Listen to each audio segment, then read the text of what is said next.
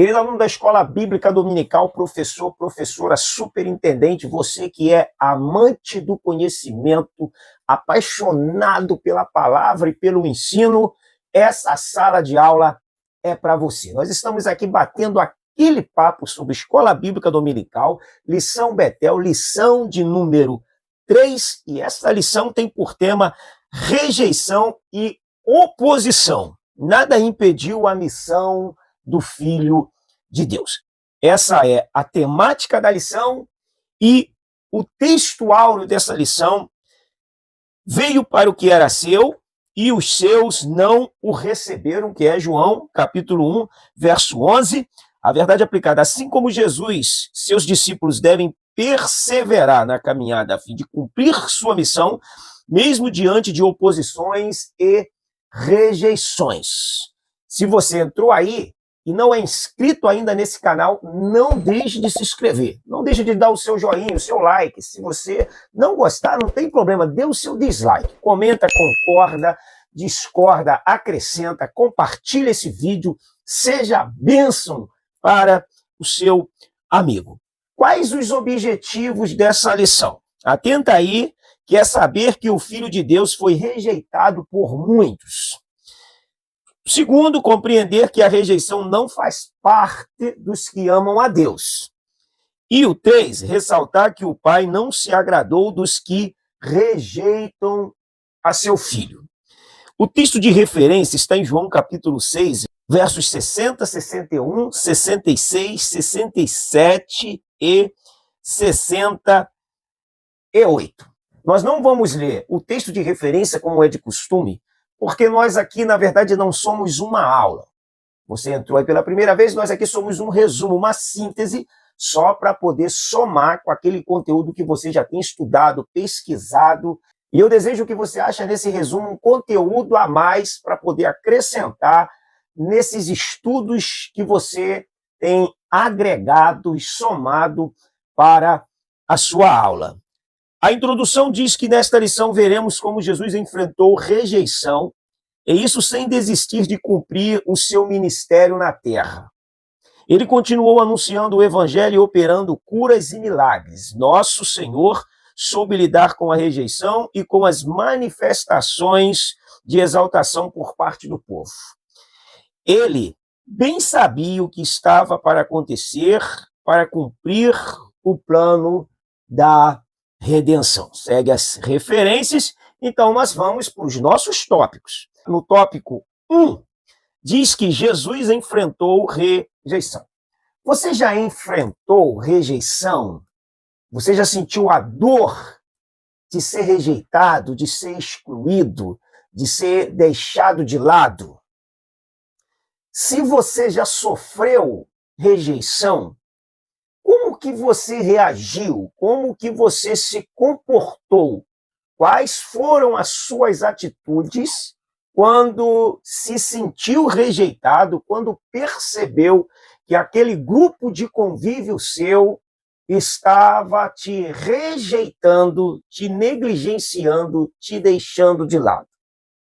É muito importante, de repente, o professor, dentro dessa experiência, tendo ele passado por isso, passar para os alunos como que foi o comportamento dele, porque possa ser que você tenha alunos ali passando por essa exclusão social em determinados grupos, e a sua experiência, a sua fala e o seu comportamento, ou o modo como você se comportou, ou como você se comportaria hoje, de repente dando-lhe um conselho para esse grupo, será de muito valor para aqueles que estão te ouvindo. De repente você se comportou de maneira que hoje você acredita ser um modo indevido.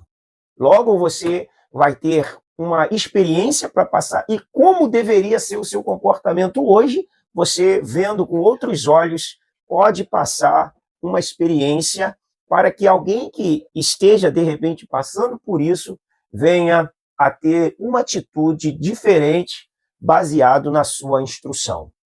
Por isso, a importância de um professor maduro, de um professor que saiba gerir as suas emoções, que sabe se relacionar no meio de um grupo e que a própria experiência o maturou para tal atitude. Você é o ponto forte, o exemplo, o modelo, e se você se comportou de modo que você acha que não deveria, não tenha medo de falar. Isso não é fraqueza.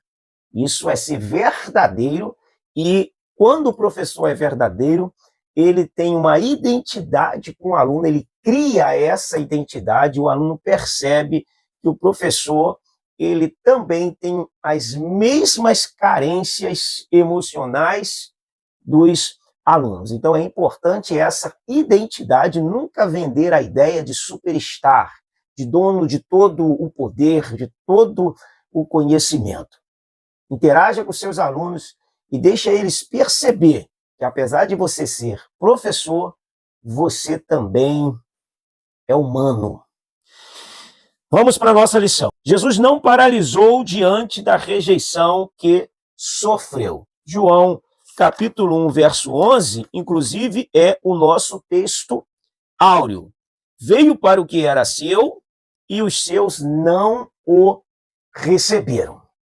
Pelo contrário, ele continua focado na missão que tinha que cumprir.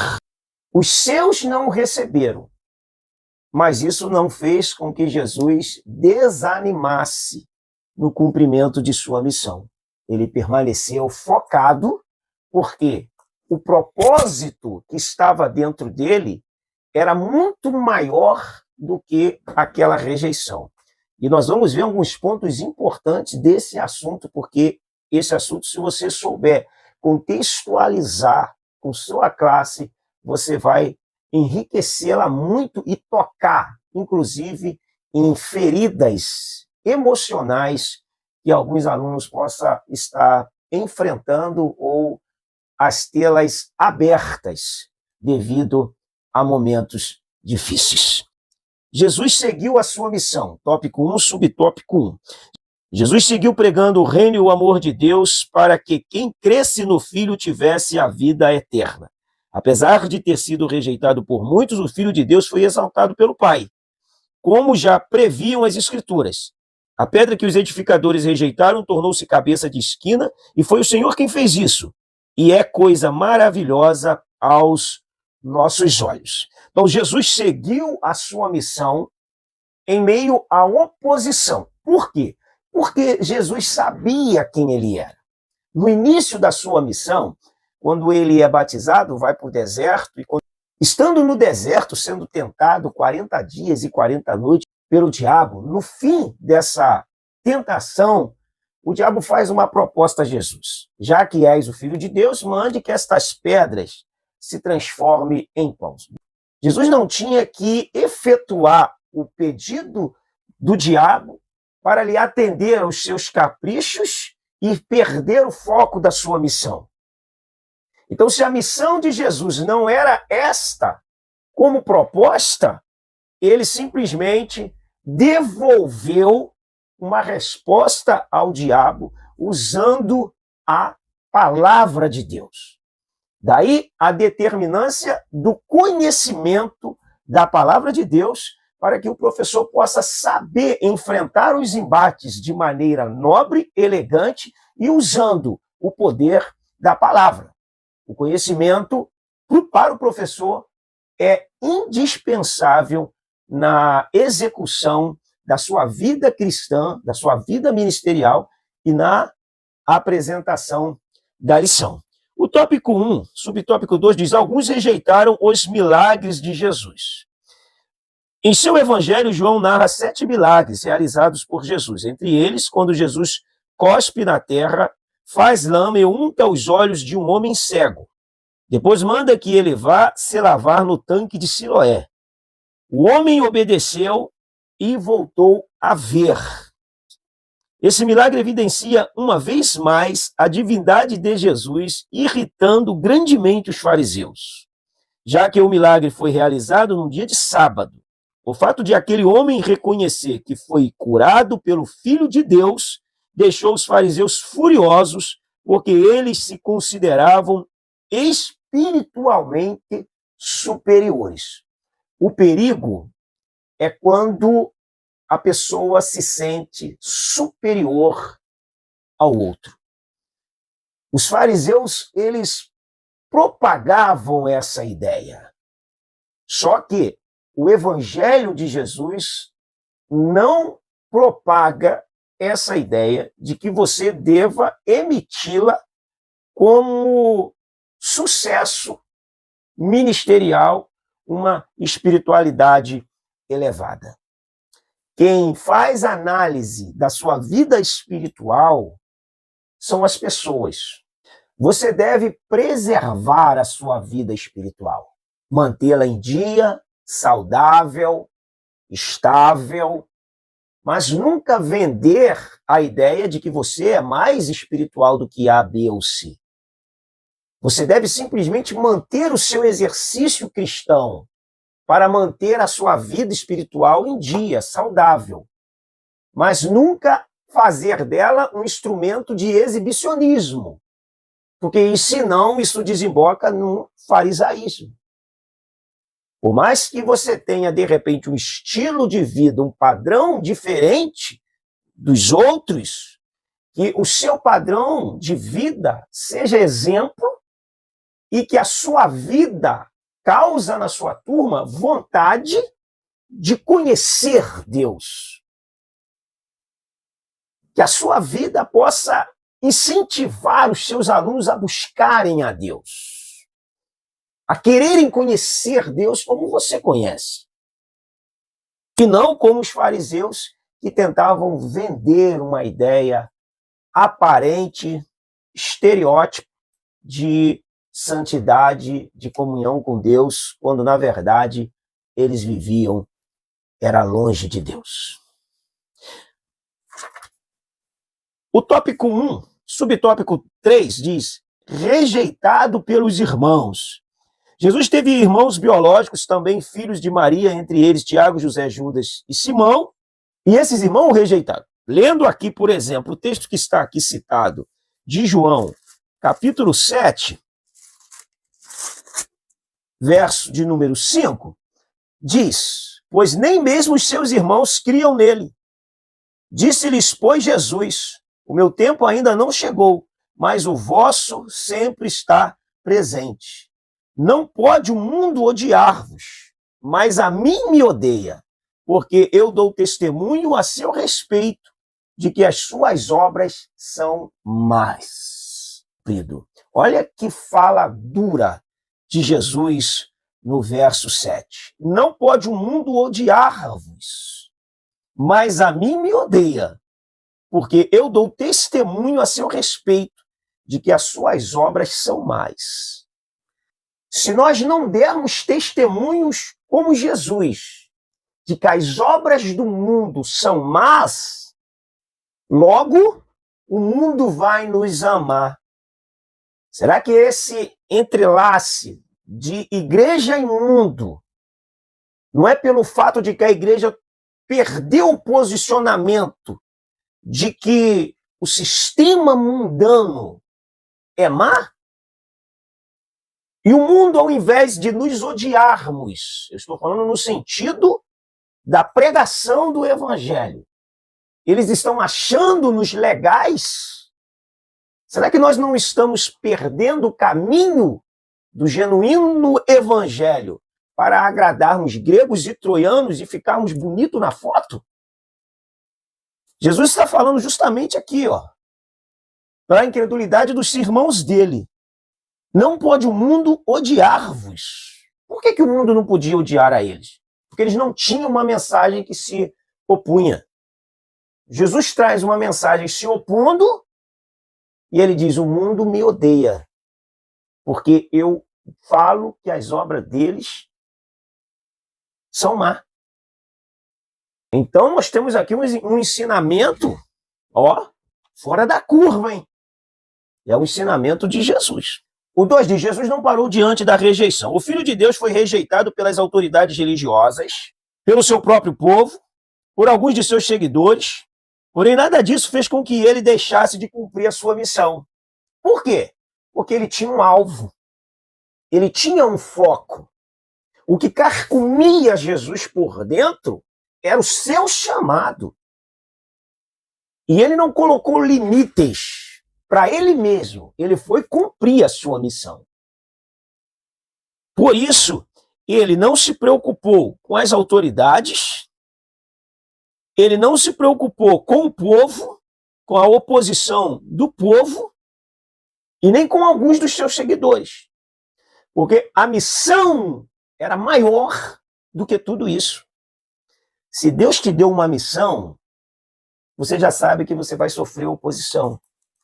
Vão falar que é bobagem, vão falar que é em vão, vão falar que é para você aparecer, mas só que a missão é sua. A missão não está carcomendo quem está te vendo, a missão está carcomendo você. Se é uma missão, se o objetivo é correto, se há pureza no propósito do cumprimento dessa missão, vá em frente. Vá em frente. Prossiga o seu caminho, porque sempre haverá opositores para qualquer missão que Deus nos dá. Sempre haverá um James e Jambres para um Moisés. Sempre haverá um Acabe para um Elias.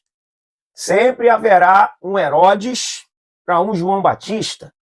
Sempre haverá um Nero para um Paulo. A história se repete sempre. Não perca de vista esses homens que tiveram opositores, mas que foram seguindo o seu caminho pela força do seu chamado. O 2:1 diz, rejeitado pelas autoridades religiosas. A presença de Jesus revelou como os líderes religiosos de seus dias estavam vazios e longe de Deus. Era notório. Percebe-se pelas leituras do texto como que esses homens estavam longe de Deus.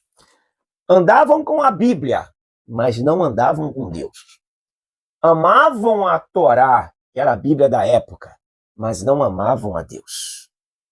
Conheciam a Torá, mas não conheciam a Deus. Isso nos mostra que eu posso andar com a Bíblia e não conhecer a Deus. Eu posso ler a Bíblia e não ouvir a Deus. Eu posso amar a Bíblia e não amar a Deus. Eu posso estar com a Bíblia e não estar com Deus. Isso era uma prática comum da época. Exalavam uma santidade para si mesmo, mas que as suas atitudes eram totalmente opostas à vontade de Deus, a ponto de procurar deter quem estava para executar uma missão dada por Deus. A força do chamado, ela é maior do que você mesmo. Ela é maior do que todos, inclusive maior do que quem tem o chamado. O 2:1 diz, rejeitado pelas autoridades religiosas, o que não era para acontecer, rejeitado pelo povo escolhido, o povo a quem foi dado Jesus, também não entendeu a força daquele chamado. O amor que aquele homem trouxe, que aquele homem pregou a eles, foi justamente rejeitado porque alguns disseminaram a ideia de que aquele homem não era vindo de Deus. Diz, a rejeição do Filho de Deus pelos líderes de Israel levou muitos israelenses também a rejeitar o Senhor. Porquanto já os judeus tinham resolvido que se alguém confessasse ser ele o Cristo, fosse expulso da sinagoga. João 9:22. O evangelista Mateus relata o alerta de Jesus. Jerusalém, Jerusalém, que matas os profetas e apedrejas os que te são enviados.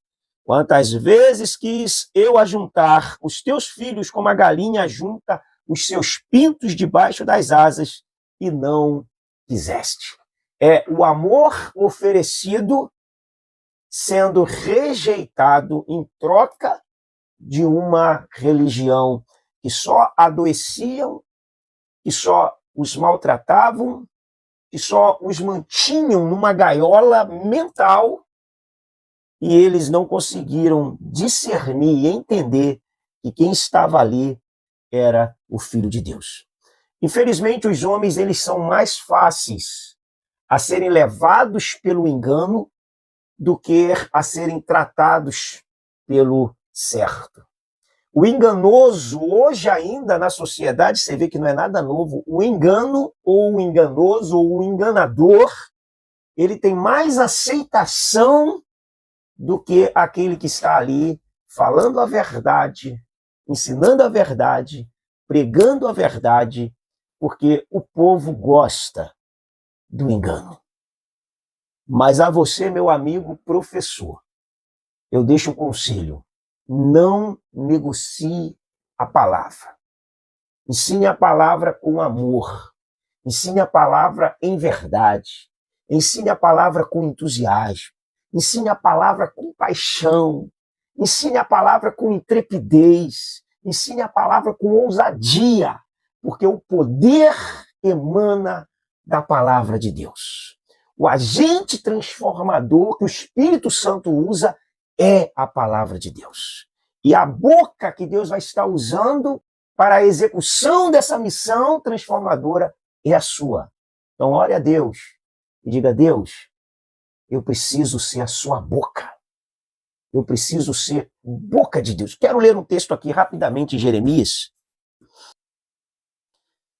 Jeremias capítulo 15, verso 19, diz assim, portanto, assim diz o Senhor, se tu te arrependeres, eu te farei voltar, e estarás diante de mim. Se apartares o precioso do vil, serás minha boca. E eles se tornarão a ti, mas tu não passarás para o lado deles. Olha a fala de Jeová para Jeremias. Se apartares o precioso do vil, o santo do profano, serás a minha boca. Ser boca de Deus exige que nós venhamos a abrir mão de algumas coisas. Não é de qualquer forma, de qualquer modo, que nós vamos ser boca de Deus. Vamos lá, seguindo para a nossa aula. Está gostando? Deixa o seu comentário aí. Está discordando? Sem problema nenhum. Deixa também. É uma sala de aula. Você tem livre poder de expressar a sua mente. Caso isso não aconteça na sua sala, cultive a ideia de que o seu aluno possa, na sua aula, interagir ali com você, nem que seja discordando. É claro que você precisa ter essa maturidade e também saber refutar o que está sendo falado pelo aluno ou comentado pelo aluno. Caso o aluno tenha razão, seja humilde e reconheça a verdade da palavra de Deus. Rejeitado por alguns de seus seguidores. Logo, ele é rejeitado pelos religiosos, rejeitado pelo povo escolhido e rejeitado por aqueles que estavam bem próximos a ele, que estavam seguindo. Talvez a maior dor de quem sofre rejeição é a dor de ser rejeitado por alguém que está próximo, por alguém que você está doando, por alguém que você está ajudando, por alguém que você está compartilhando, muitas das vezes, bens, auxiliando, ajudando, e a pessoa rejeita você. Aí só a maturidade para saber entender e não permitir que o nosso instinto de vingança aflore e nós fechamos o coração. Porque não foi isso que Jesus fez. Jesus poderia ter fechado o coração. Mas não. Teve momentos que Jesus se retirou, foi ficar a sós, porque esse a sós com Deus é um momento que se faz necessário para qualquer liderança, para qualquer pessoa que está diante de um povo que gere um grupo. Você ficar a sós com Deus, você e Deus, você e a palavra de Deus. E esse tratamento de Deus com você, ele é indispensável. Seu momento de oração, seu momento de reflexão, seu momento de autoanálise, onde você tem toda a liberdade de se externar e colocar tudo para Deus, todas as suas mazelas. Isso é restaurador, terapêutico, necessário para a liderança. Jesus fez muito isso. Saiu muito e foi ficar sós ele e Deus. É um momento de restauração. É o consertar das redes que o pescador tem que fazer.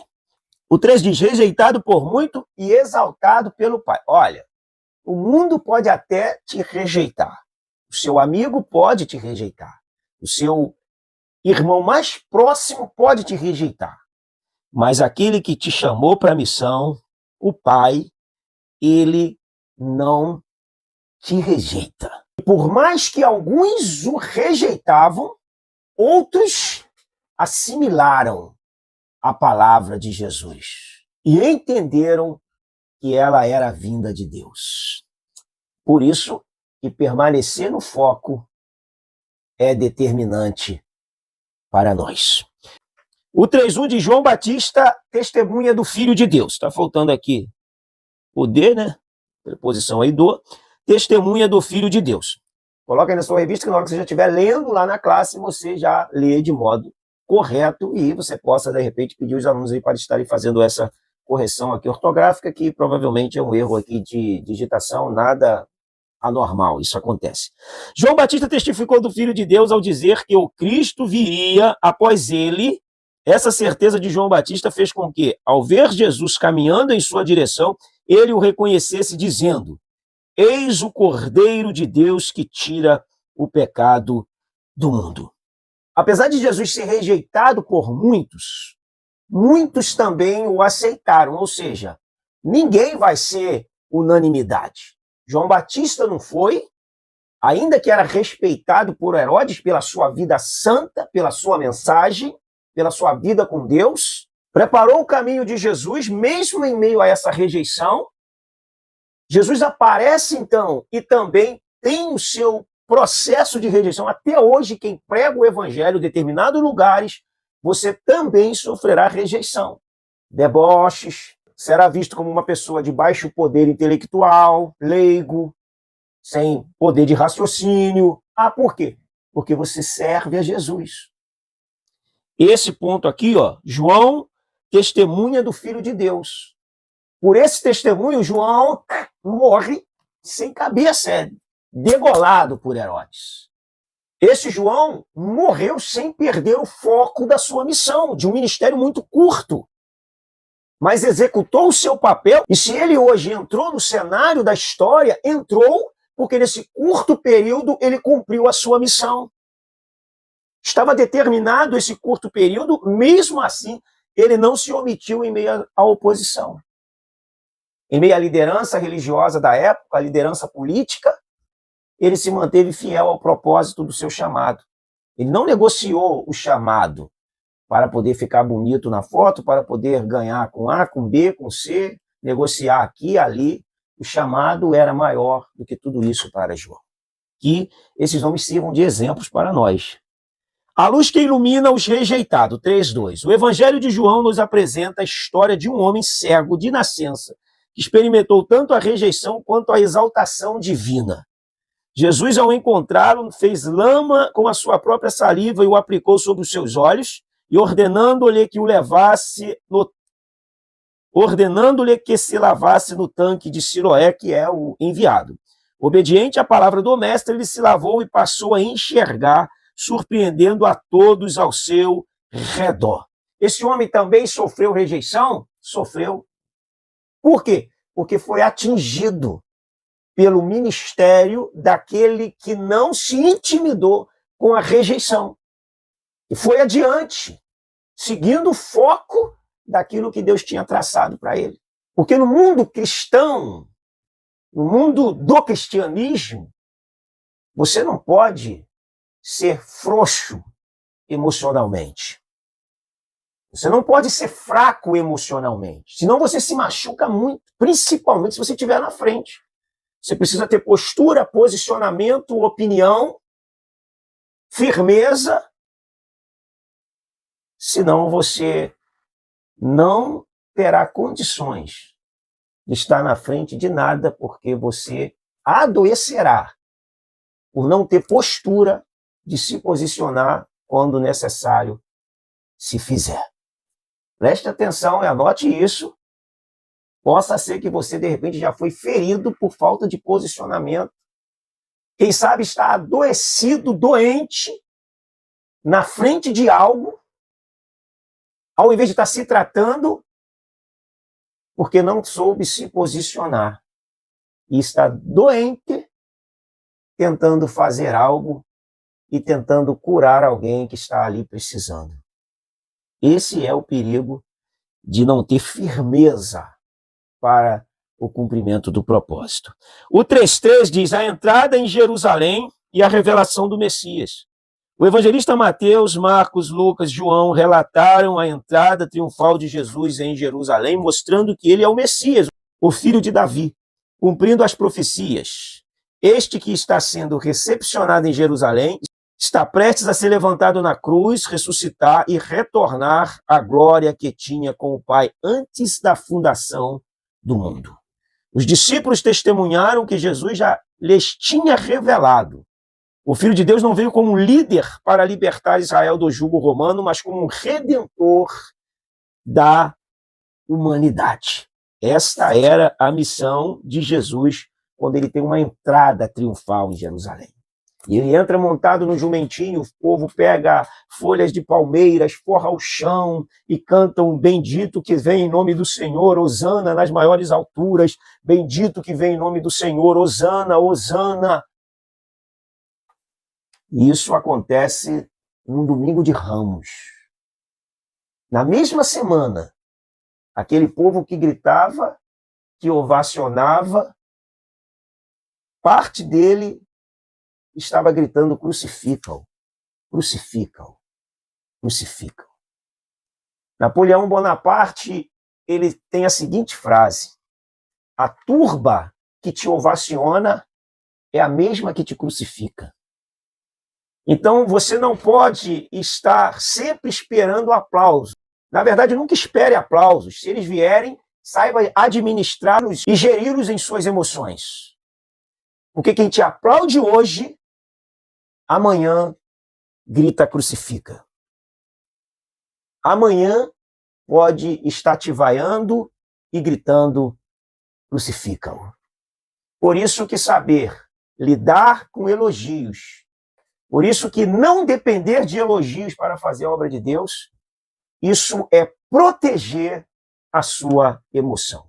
E saber que estamos fazendo da melhor forma possível, nos preparando para fazer bem feito, para fazer em contato com Deus, com sinceridade com Deus, diante do povo, essa é a sua missão e o seu maior legado. Que Deus te ajude, me ajude, que Deus nos ajude. E que o nosso comprometimento com a palavra, com a nossa fidelidade à palavra de Deus, e o Deus da palavra, não seja negociado em hipótese alguma, porque isso corromperá a nossa missão. A postura diante da missão e diante da oposição à missão é determinante para que nós venhamos a conseguir cumpri-la até o tempo da nossa partida. Que Deus abençoe a sua vida, boa aula para você, o Espírito Santo te ilumine, que você vá fervendo por Deus, pelo Espírito Santo, ministrar essa aula. Um grande abraço, fica com Deus, até o nosso próximo encontro.